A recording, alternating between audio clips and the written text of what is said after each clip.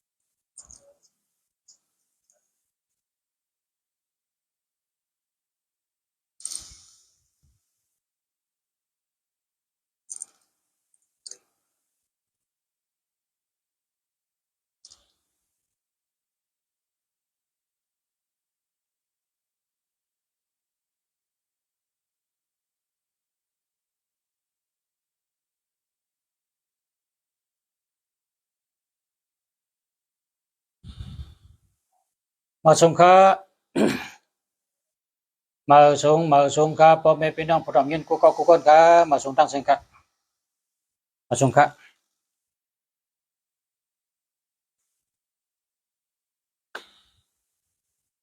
เมื่อในคัดเตมันนับความนับแล้วคนกูปอกซื้อแล้วสองเอาสองว่าจะเพิ่นนะคะนะแล้วเขาขักก็เรียกในประกับป้อยก็ปลาแล้วหนึ่งหมักมีแล้วหนึ่งหมักเลยครับกับป้อยก็ซอกตินหนังก้อยซอกตินหนังโบแล้วก็ปลาแล้วหนึ่งหมักกับป้อยหางก้อยครับกับป้อยก็กับหางก้อยมาก็มาหางก้อยเป็นปลาแล้วหนึ่งก็หนึ่งหมักกับคนใจเนี่ยมันในขัดเดียวกำนับมาปันขนาดเพราะผัดใครซื้อสองก็นับได้สองนะในขาแล้ว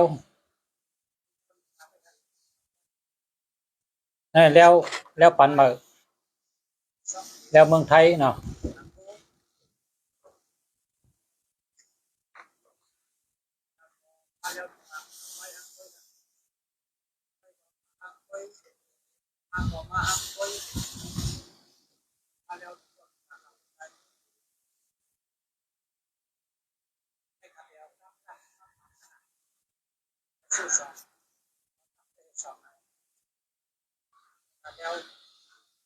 กำนับแล้วขนาดกำนับแล้ว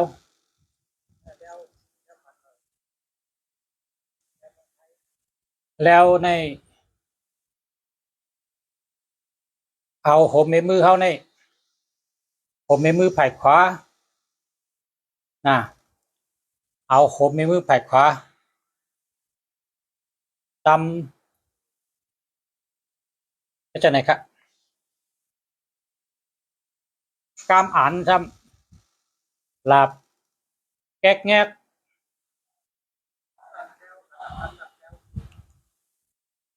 ไผ่ทรายกำเนี่ย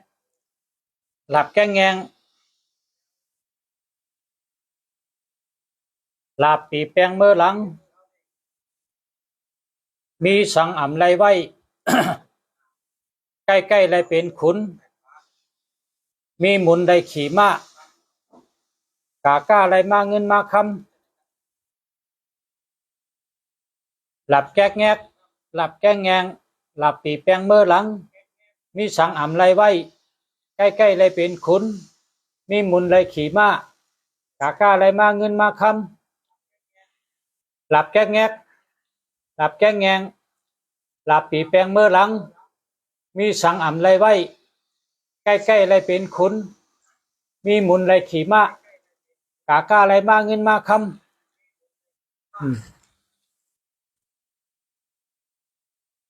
เพราะว่าเอาเตะซื้อแล้วสองไว้นี่ก็นับจังไหนกันนะเอาโหมในมือไผ่ขวา ต่ำลงหลับแก๊กแงกหลับแก๊กแงงหลับปีแปงเมื่อหลังมีสังอ่ำไรไว้ใกล้ใกล้อะไรเป็นคุณมีหมุนไรขี่มากาก้าอะไรมาเงินมาคำนี่มีจังไหน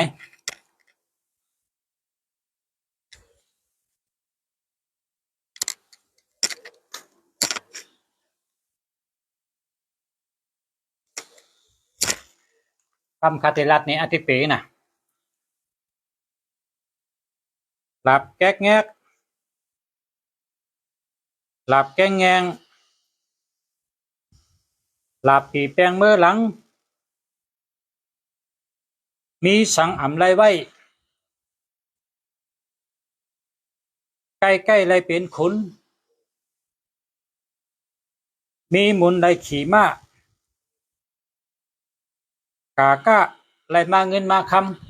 ำเพราะมันมี1 นิ้วมันก็หลับแก๊กแงกเป็นหลับโยโย่เลยพอมี2 นิ้วหลับแก๊กแงงเป็นหลับโยโย่พอมี3 นิ้วซ้ำหลับแก๊กแงกหลับแก๊กแงงหลับปีแปงเมื่อหลัง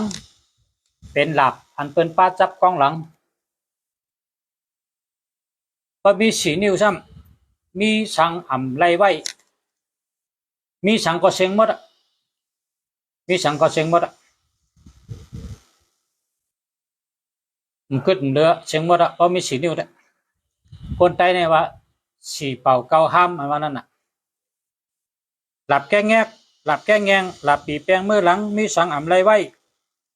กำในข้อที่5ใกล้ใกล้ไรเป็นขุนใกล้ใกล้ไรเป็นขุนไรเป็นเจ้าเป็นขุนปะเนอะ5 นิ้วเนี่ยนะ6 นิ้วเนี่ยมีหมุนไรขี่ม้า5 ปั่นโต๊ะ6 ปั่นขึ้นอันใต้ว่านั่นมีหมุนไรขี่ม้า7กาก้าไรมาเงินมาคำเนี่ยว่าเพราะเป็น7 นิ้วได้เป็นหลับก้นกะกาก้าไรมาเงินมาคำเนี่ยว่าไหนเฮ็ดจังไหนเอาผมมีมือไผ่ขวาในจำหลับแก้แงก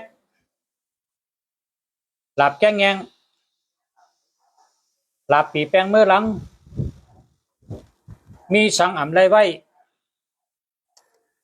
ใกล้ใกล้ไรเป็นขุนมีหมุนไรขี่ม้ากาก้าไรมาเงินมาคำหลับแก้แงกหลับแก้แงง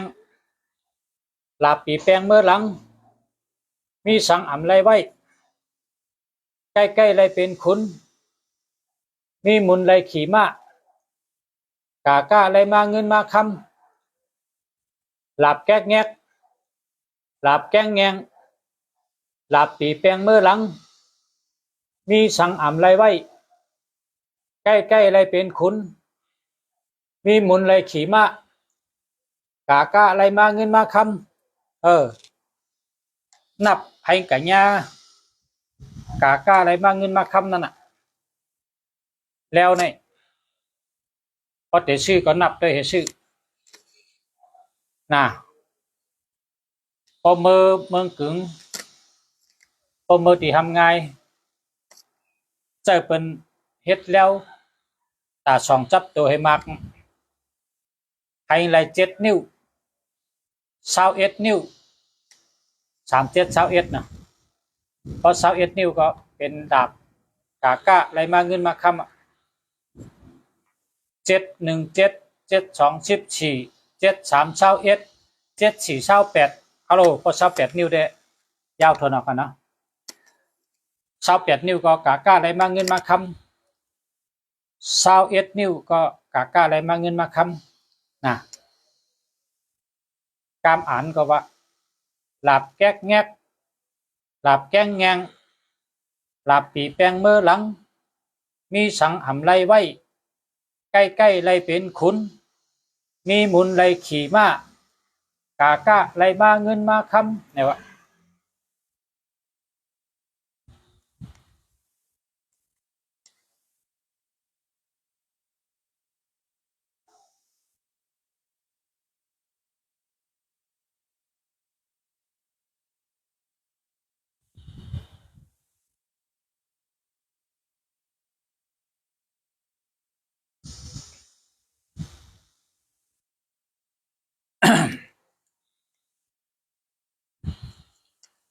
มี7 กรรมนะมี7 กรรม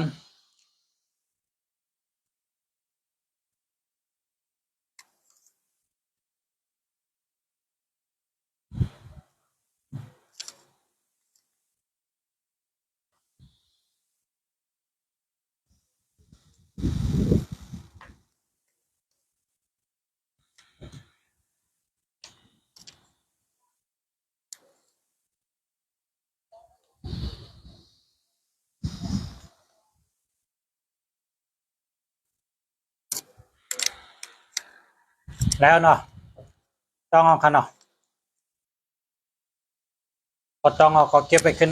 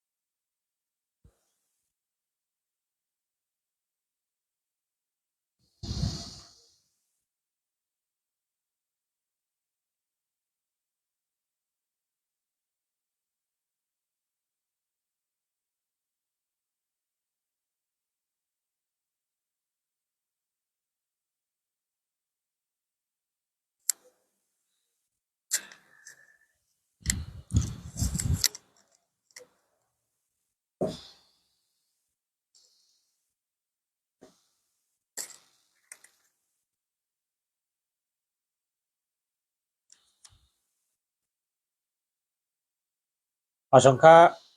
10 cho nên tôi lại có khai thám tôi tạm biệt có thám tôi lại cả thám tôi anh cho khai thám mở sungค่า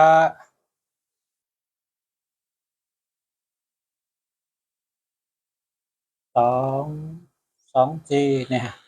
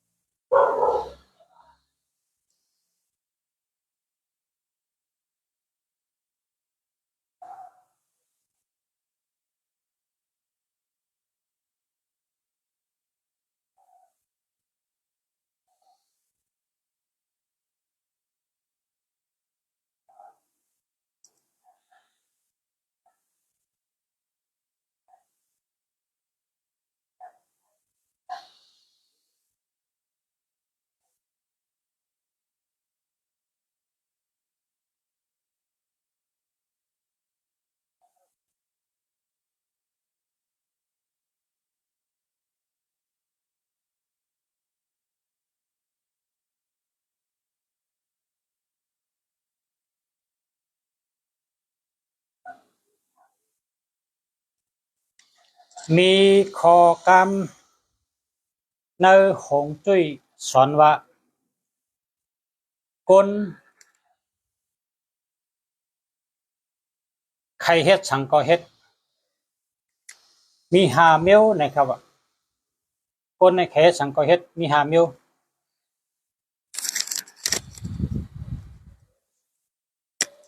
ในหาเมียวนั้นเพราะว่าในเจอเจ้าเก่าย่อมเรียกลายเพราะไหนเจ้าเก่ากว่าจู้เปิ้นเรียกลายจังหือก็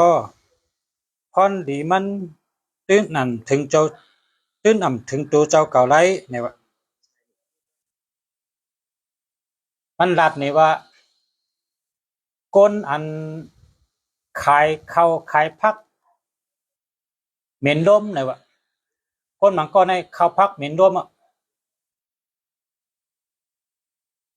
เข้าพักในเหม็นร่มอ่ะนะห้ามตื้อเฮ็ดขายอยู่เนื้อก็เหม็นเข้าพักก็เหม็นอ่ะเหมือนจังว่าปลาเนี่ยล่ะปลาในเหม็นเหม็นง่ายน่ะเนาะเพราะเป็นปลาปางหลายในเหม็นง่ายเนี่ยปลาเหม็นตูเดี๋ยวก็ตื้อเฮ็ดพักขายเป็นคนมากินการในมันทำกับจู้เปิ้นกับจู้เปิ้นว่าเฮ็ดปันค่าเฮาเสียงค่าในขายลีๆดูเฮาคนมาซื้อกินนำกวนดูเฮาค่าขายลีกวนดูนี่อันนี้การตะหนึ่งเฮ็ดจ้อยได้แล้วล่ะนี่เป็นข้อที่หนึ่งนะจ้อยได้แล้วล่ะเพราะว่าเขาพักเขาเหม็นตู่เยอะเขาเฮ็ดขายเปิ้นก็ตื้นมาซื้อกินกะจูตีละเฮ็ดก็ตื้นหันโจมันนี่ว่า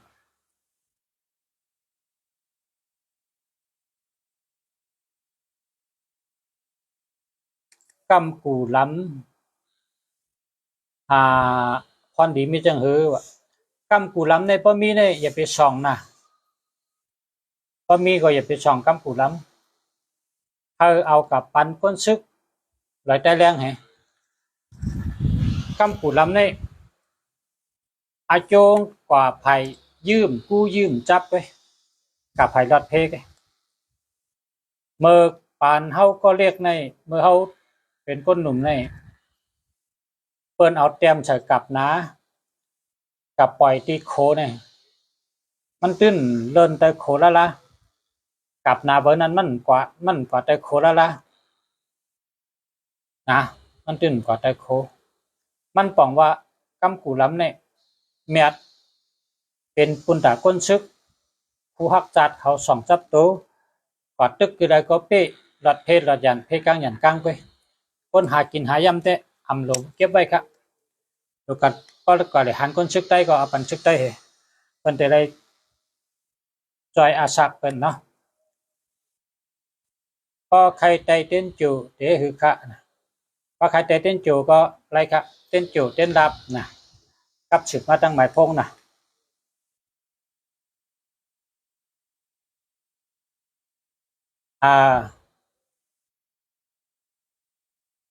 คนเป็นสลาเนี่ยคนเฮ็ดสลาเนี่ย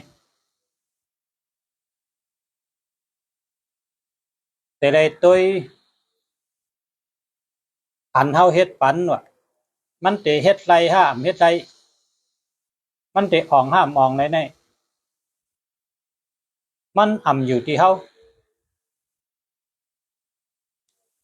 นะมันอยู่ที่เฮามันอยู่ที่โตเขานั่นน่ะตั้งเฮ็ดเขาตั้งยามเขาอาจ้างเขานำใจเขามันอยู่ที่ตัวเขานั่นน่ะเตอ่องห้ามอ่อง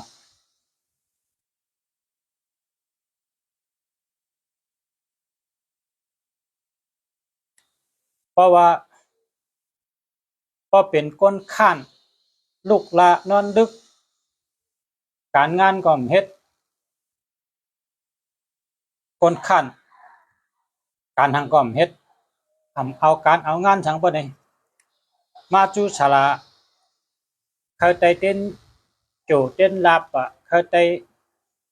เขามีเงินวะจะไหน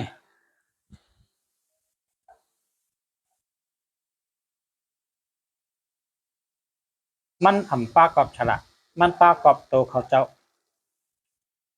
ในเมืองในเมืองอังกฤษก็เขาลัดไว้มี5 ข้อเตะอ่องห้ามอ่องก้นเท่านี้เตะขึ้นใหญ่ห้ามขึ้นใหญ่เตะมักมีห้ามมักมีเนี่ยมันอยู่ที่โตแต่ตั้งเฮ็ดแต่ตั้งยามโตเฮานี่ลำลองเลยเปิ้นพอโตเฮาเขาเป็นก้นอ่องมันพอโตเฮาใครเป็นก้นมักมีเงินพอโตเขาใครเป็นจังหือก็โตเฮานี่แหละขึ้นจอยโตเฮาไรดีเลยเปิ้นโตเฮานี่ได้เฮ็ดทั้งเป็นพอเปิ้นเฮ็ดอ่ำแม่นพอเฮาก็เน่เปิ้นนี่มันจะเมียวมันก็ว่าโตเปิ้นใจเปิ้นมันเสียงสังเฮาพอเฮาใครเป็นจังหือนี่โตเฮาโลขึ้นเมใจเฮา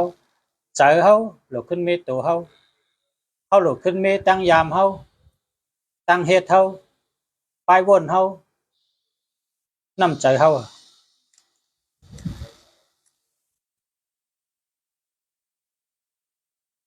เพราะจังนั้นจังเป็นคนอ่องมันได้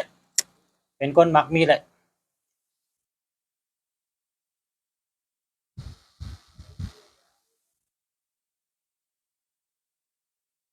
ปีญญา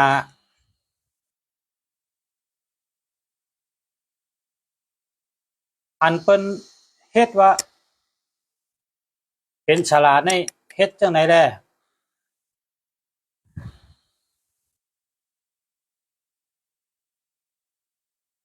นะเป็นฉลาดในเฮ็ดจังได๋แลอันเปิ้นเตรียมไว้ผืนปีผืนจำนี่มันก็อิงเหนือคนนั้นอันเฮาเฮ็ดปานนั้นมันอิงในคนนั้น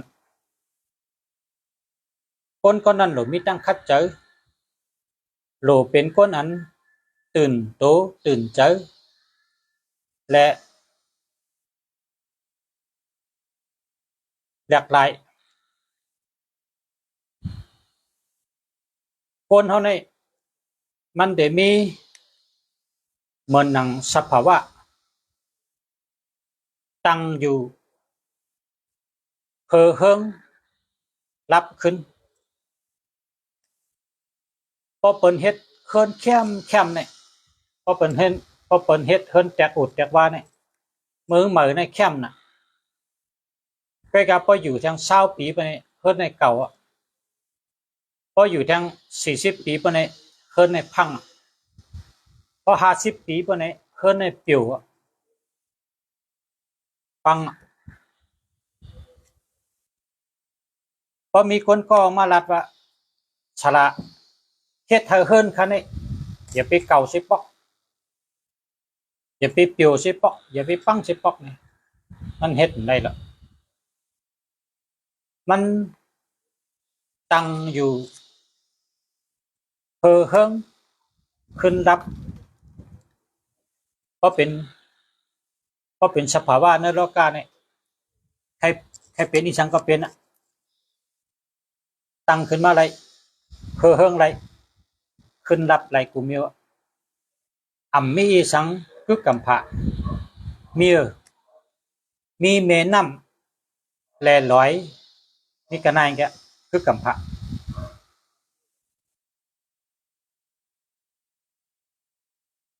ลอยนี่คือกำพะเมน้ำนี่คือกำพะมีในแกเลยเช่นนั้นเนี่ยมีสังคือกำพะเลยตั้งอยู่เพอเฮิงขึ้นรับเป็นเช่นไหนก็ติดแก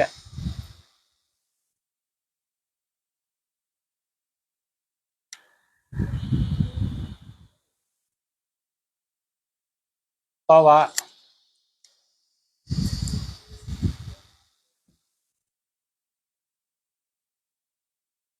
เขาอ่าเขาล้านเท่าในขายลีเนี่ยนะเพราะเขาล้านเท่าในขายลีเขาแสงเท่าในขายลี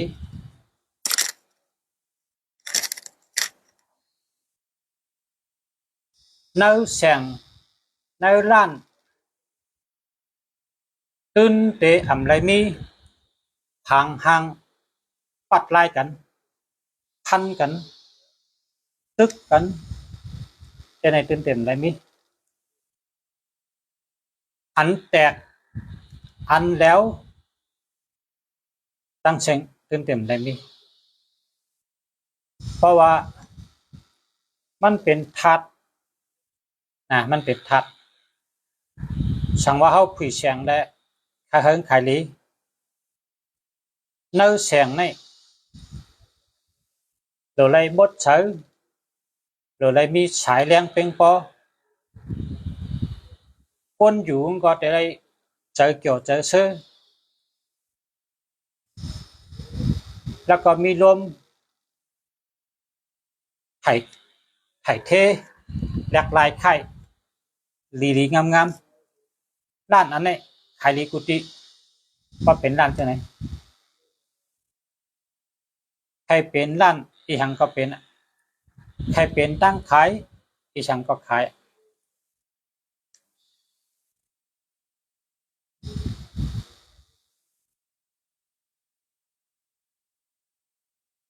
0978363137อันนี้ไม่เอาแปดหาเหมือนกันนะ0926679999อันนี้ไม่หาเหมือนกัน090968110644อันนี้ก็เจอเลยครับ0926668333อันนี้อะไรอ่ะ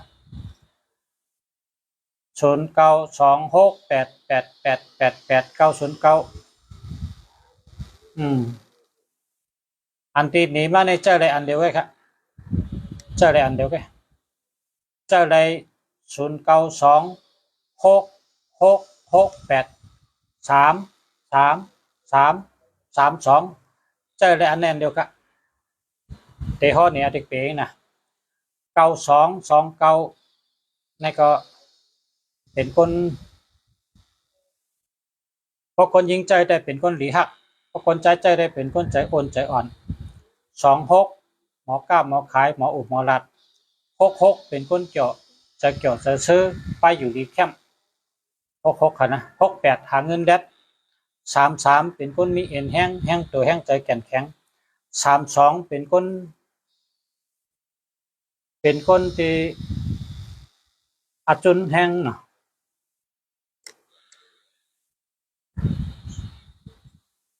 0831133281อันนี้มันจะอะไรคะเหมือนนะ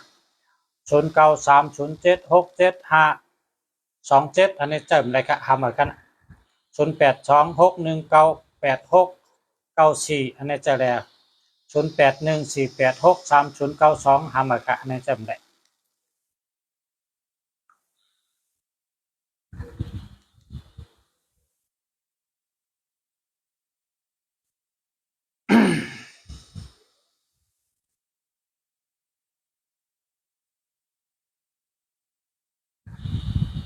0619199667ค่ะทำเลยค่ะเพราะว่า67นี่เป็นใจค่ะทำเลยค่ะ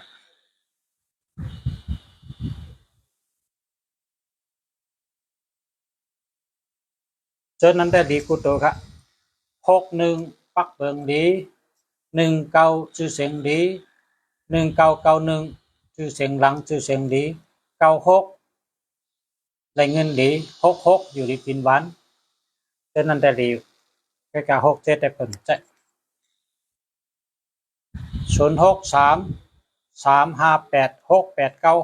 อันนี้ดีอ่ะเจอแล้วค่ะ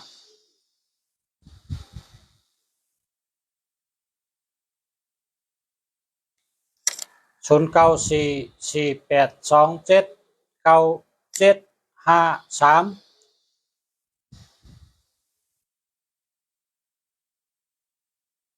เอออืมมันมี27กันนะพอมี27ก็เราหาเหมือนแค่0611987532อันนี้เจอแล้วครับเจอแล้ว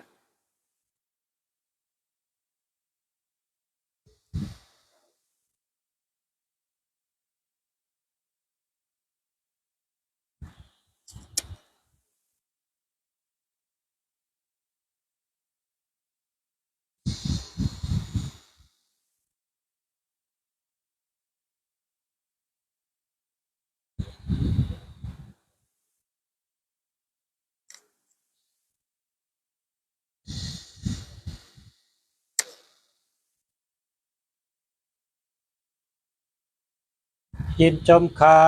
ที่ปชาเมืองลีรัดปันคาออกค่ะยินจมเหมือนกันค่ะ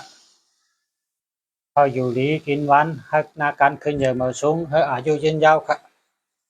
ยินจมยินดีค่ะยินดียินจมค่ะหมายพงในหมายจากรัดในพอพอเขาหลอดเพอยู่หลีกินหวันจู่แข็งอาศักยืนยาวปะเนี่ยสุเจ้าชื่อเก้าแปด95น่ะคนกูก็คนกูก็พอเผยเคยอยู่ลีกินหวานพอเผยเคยรถเพพอเผยเคยเกี่ยวลีตาเซพอเผยเคยมีเงินอย่าไปลืมอันดับเนี่ย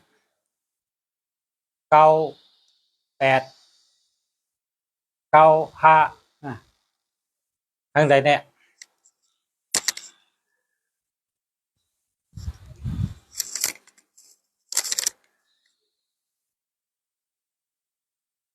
0936272647อันนี้มี27ค่ะหามาค่ะ0946716935อันนี้หามาค่ะพอ67ได้เปิ่นเจออันที่เปิ่นเจอในมีอยู่6กูเขาอันที่เปิ่นเจอใน121318273767อันนี้เปิ่นเจอครับเอ้ยตั้งกำพายอ่ะเปิ่นเจอแค่ช่างเปิ่นเจอครับล่ะคนเฮาใกล้กับญาเพครับอ่ะก็เพราะฉะนั้นได้เปิ่นว่าเจออย่าไปเจอกันครับละพอได้ยินคารัดก็พอได้ยินชาเมืองดีรัดก็ต้องไว้หมายไว้เตรียมไว้แล้วก็กรัดปันไตก็ได้เชเผยไตก็มันรัดปันพี่น้องเผยพี่น้องมันรัดปันคนหูจักอันจำใจกันให้ว่ามี6กูก็ว่าอันเปิ้นเจอนั่นเนี่ยอันที่เปิ้นเจอนี่มี6กูก็ก็เหลือนั่นในไรหมดอ่ะไหนน่ะอันที่เปิ้นเจอในมีหังหลายๆไหนมี6กูก็กูที่1ก็12นะทำได้น่ะ12จำไว้เลย12 13 182737 67อันเนี้ยที่เปิ่นใจที่เปิ่นใจแล้วมีกันได้แกพอเหลือเนี่ยใจอะไรกูมิ้วนะ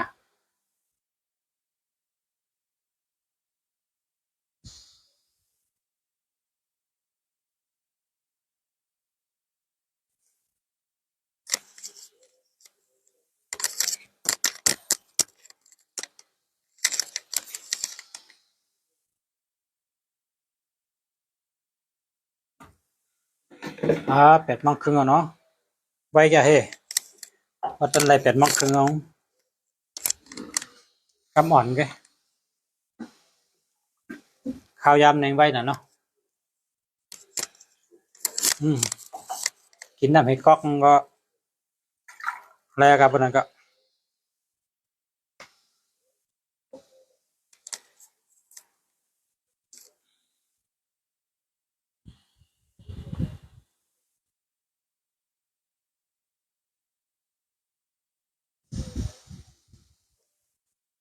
คำในชาเมืองดีได้รัดปันผู้ถ่อมเมียนเขากูก็กูก้น นะต้องไว้ดีๆอันนี้ไอ้เย่เจอนะก้อยลำลองนะก้อยลำลองเต้ๆนะต้องไว้ดีๆเสียเมืองดีหันเส้นได้เส้นเนี่ยเป็นตัวแทนเฮานั่นลายเส้นนั่นพอใครเป็นก้นอ่องมันพอใครเป็นสัตว์เทพอใครเป็นก้นขึ้นเหยื่อเหมือสูงพอใครเป็นก้นเต้ก้นวาพวกไหนนะตัวที่หนึ่งนี่เป็นตัวเฮานะตัวลายเส้นตัวใหญ่ๆนะตัวลายเส้นตัวใหญ่ๆแล้วก็อันต่อกันในเปิ้นห้องว่าตะเปเฮาต้องไปเส้นกับทางด้านนั้นเส้นหลายงอกหลายก๊อกหลายคดก็ไรก้อยกะนำปัดหนึ่งเนี่ยแต่ได้ใหญ่เลยเปิ้นนั้นน่ะเพราะว่าลายเส้นหมายถึงตัวแทนเฮาพอเฮาเส้นในเฮาเตรียมตัวแปดนะเตรียมตัวแปดใหญ่ๆนั่นน่ะแต่เป็นสัตว์เทเพราะว่าแปดนี่เป็นสัตว์เทอันนี้อำใจว่าเมืองเขกนะเนื้อกำพาเมืองกะลาเนี่ยเมืองเองกะเลียจะเนี่ยลายเส้นเปิ้นเนี่ยเปิ้นเอาตัวใหญ่อ่อนตั้งชุดนะพอเป็นตัวเองกะเลียเนี่ยตัวเอนะเพราะว่าเอเนี่ยเฮ็ดไหนขึ้นทิดมันห่างดีนะเริ่มต้นตัวเอป้อมนั้นก็ชื่อเฮาว่าคือก็เป็นหน้าเต็มตัวใหญ่ๆนะตัวที่หนึ่งเนี่ยตัวเจตัวจีตัวโอตัวปีแคมทนตัวพีแคมทนเฮ็ดลายเส้นในอังกฤษก็ในพอเป็นตัวไทยในกำนำในเขาจะเอาตัวใหญ่เหี่ยวต้องไปเต็มเรียกว่าตัวเขาในตีได้เป็นถงเงินว่ะนะกำนำเขาทอทงนี่นะทอทงในมาตัง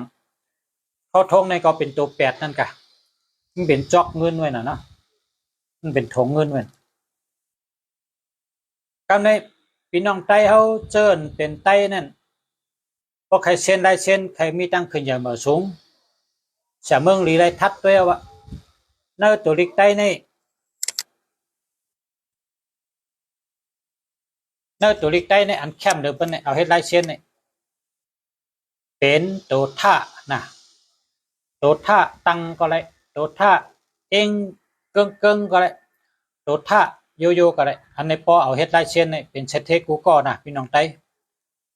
เอาตัวท่าว่าไทยตำใหญ่ไว้3มักอันนั้นมันเป็นตัวแปดครั้งนั่นตัวท่านั่นนะเพราะสูเจ้าเส้นได้เส้นนี่เพราะก็เลยเคยเป็นสัตเทก็เลยเคยมักมีเคยขึ้นใหญ่เหมือสูงเคยออกมันปะเนี่ยทอมจากเมืองลีรัตเนี่ยเพราะว่าลายเส้นนี่ที่เมืองไทยนี่เขาไล่กับสร้างออกแบบเอาแต่ที่เป็นลายเส้นสุดตัวมาเนี่ยไล่กับสร้างคนออกแบบปะนะอันนี้เนี่ยเขาอยู่ที่ในรัฐปันชูเจ้าเชิงการแบบมันชูเจ้าเอาท่าว่าไทยตั้มใหญ่ไว้3มักนั้นเฮ็ดลายเส้นชูเจ้ากูก็อะไรมักมีแก่เลยเปิ้นออกมันเลยเปิ้นเอาท่าเจ้าจงไปเตรียมให้ไหนก่อนเตรียมให้ก็ตั้งนางได้เป็นตะเปียตะปานแกแต่ตัวเขาเนี่ยเป็นตัวท่ากำในตัวแคมหรือเปิ้นทำตัวหางแทงลาเนี่ยตัวป้าในบอกว่าแคปตินมาเขานั่นแคปตินมาพอเอาป้ามาเฉยปะในต้องไปให้ไหนกะมักมีเงินนำทนเพราะอังกฤษก็เป็นตัวอยู่ปัตไตก็เป็นตัวป้ากำในซ้ำตัวยานะยาวายุงกังชุดมุ้งจังรอดอันนั้นเอาไปเฮ็ดได้เช่นอันนี้ก็อ่องมันหน้าการขึ้นใหญ่มาสูงมักมีเพิ่งเปิงเฉยเตะตัวป้าก็มักมีเป็นแคปตินมาตัวท่าเป็นตัวแปดเนาะแคมเตะตัวต้าวาเต่าอันนี้ก็ที่อยู่เก่าหิมไข่อันนี้ก็เอาเฮ็ดได้เช่นใดก็เต็มตัวว่างใหญ่ๆเต็มตัวผักมันเล็ก มันจังไปทางดิอันเฮ็ดเป็นลายเส้นก็เป็นตัวตะกำในตัวว่าแหวนตรงซุปแขนนั่งนุ่มอันนี้ก็เอาเฮ็ดลายเส้นเข้มนะกำในจำลายเส้นอันที่อย่าไปเฮ็ดละพอเฮ็ดในไรทุกค่าต่อจอชักนั่นจำเขาจูเจ้าหู้ไว้จูเจ้าทำไว้ดีๆนะลายเส้นหามมีนี่ก็หมายพงก็เมื่อไก่หามมา6กัวเนาะ1 2 1 3 1 8 2 7 3 7 6 7นะหามใจเป็นวันนั้นนะกำในหามลายเส้นอันหามนะลายเส้นหา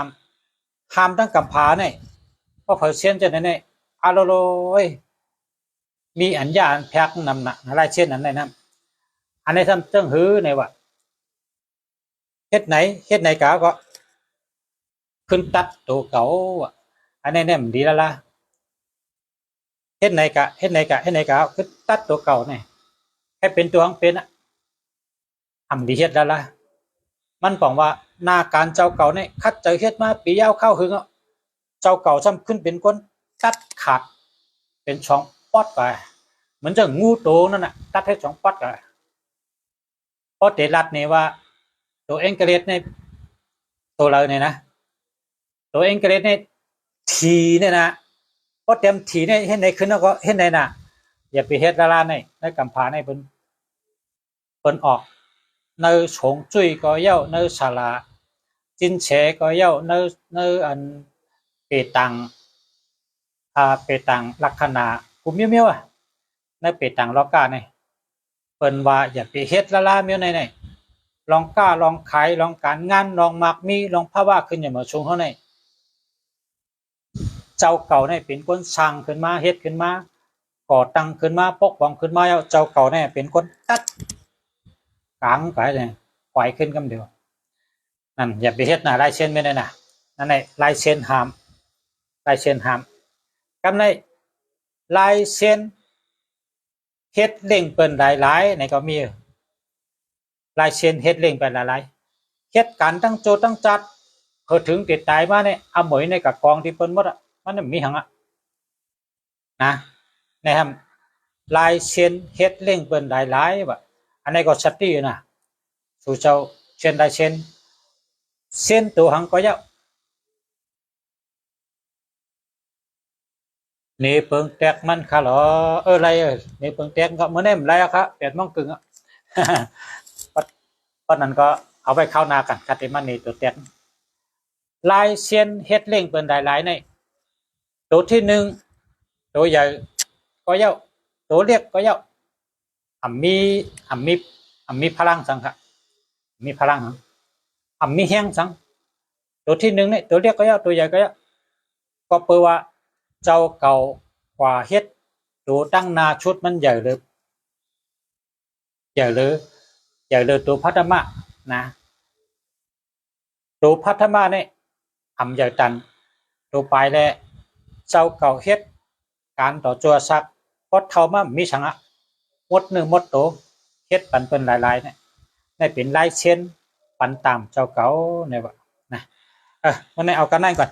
ต้องการลาดทางไหนเพื่อนก็ลึกเอานะนอนหังเผยหังมันนอนเจ้าอยู่ได้กินวัน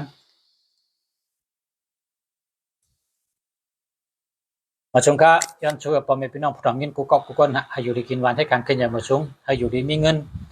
ให้ขึ้นอย่าเฮืองกูเจาะกูเกาะกูเจ้าใช้กรรมค่ะมาชมค่ะ